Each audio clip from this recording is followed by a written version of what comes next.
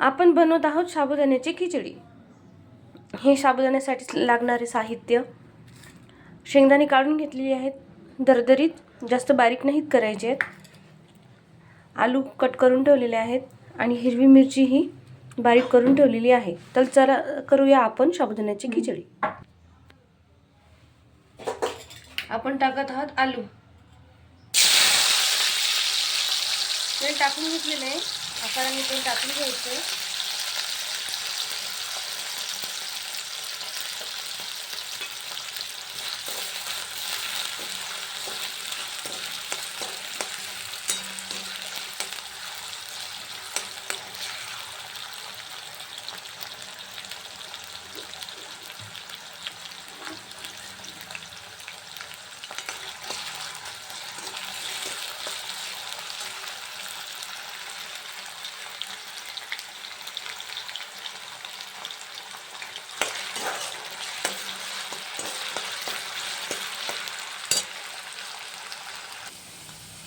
तर आपले आलू छान तळून झालेले आहेत। झटपट अशी लवकर होणारी साबुदाण्याची खिचडी आज आपण बनवत आहोत।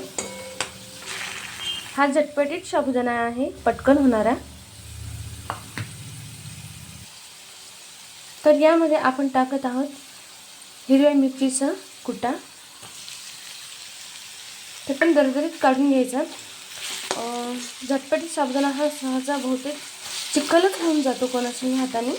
आज मी तुम्हाला बनवून दाखवते। तुम्ही जर हे अशा पद्धतीने झटपटीत साबुदाणा केला तर तुमचा साबुदाणा चिकटही होणार नाही।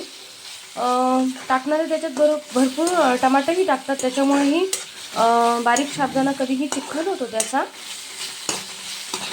तर त्यामुळे तुम्ही टमाटर ह्याच्यामध्ये कधीही स्किप करा, म्हणजे तुमचा बारीक साबुदाणा कधीही झटपटीत साबुदाणा याचा चिखल होत नाही, गाळा होत नाही त्याचा साबुदाण्याची खिचडीचा। हे छान तळू द्यायचे आपल्याला। ह्याच्यातलं हे जे मिरचीचं पाणी हे आपल्याला आटवू द्यायचं, म्हणजे जेणेकरून बारीक साबुदाण्याचा चिखल होत नाही। तर हे आपलं छान तळून झालेले आहे। तर आपण ह्याच्यात टाकत आहोत साबुदाणा, झटपटीत साबुदाणा आणि शेंगदाण्याचा कूट। शेंगदाण्याचा कूट हा कधीही साबुदाण्याच्या अर्ध्या मात्रेमध्ये टाकायचा। जर तुम्ही साबुदाणा 1 वाटी घेतलाय तर अर्धा वाटी शेंगदाण्याचा कूट घ्यायचा आहे, म्हणजे जेणेकरून साबुदाणा चिखल होत नाही।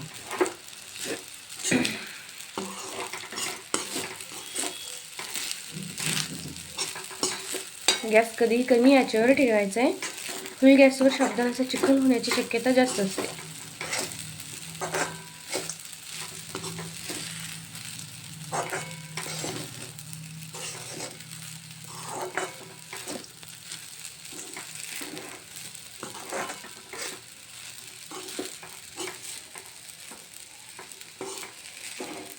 बघू शकता आपला साबुदाणा किती छान पडतोय, दाणे दाणे पूर्ण वेगवेगळे।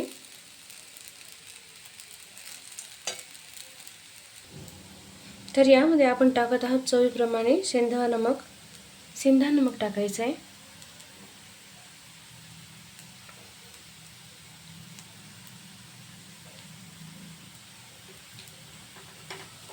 आणि छान कमी गॅसवर ह्याला हलवत राहायचं आहे।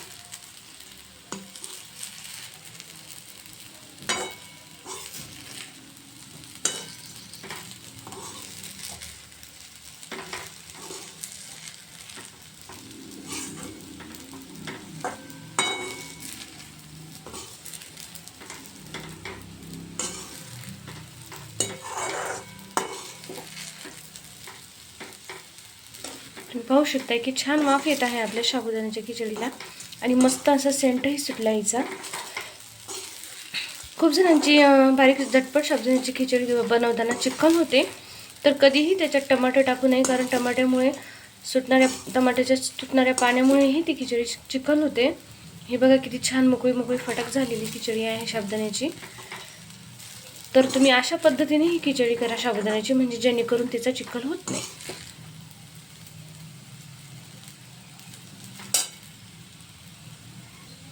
तर आपण 2च मिनिटांसाठी खिचडीला ठेवूया वाफेवर, जेणेकरून ते एकदम छान वाफ येईल आणि मस्त आणखी म्हणजे अशी गुळगुळीत होऊन जाईल।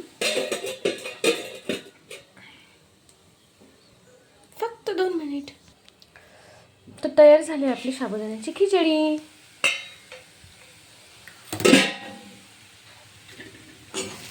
बघा वाफ घेऊन झाली आहे किती छान, अशी मस्त वाफ आली आहे. तर तुम्ही नक्कीच ट्राय करा आणि करून मला कमेंट करा आणि सांगा की साबुदाण्याची खिचडीची पद्धत तुम्हाला आवडली आहे का नाही. मी अशाच पद्धतीने छान छान रेसिपी तुम्हाला टाकत जाईन.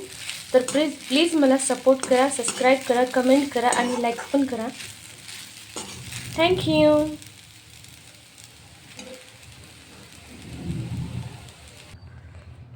तर तयार आहे आपली साबुदाण्याची खिचडी, झटपटीत साबुदाण्याची खिचडी.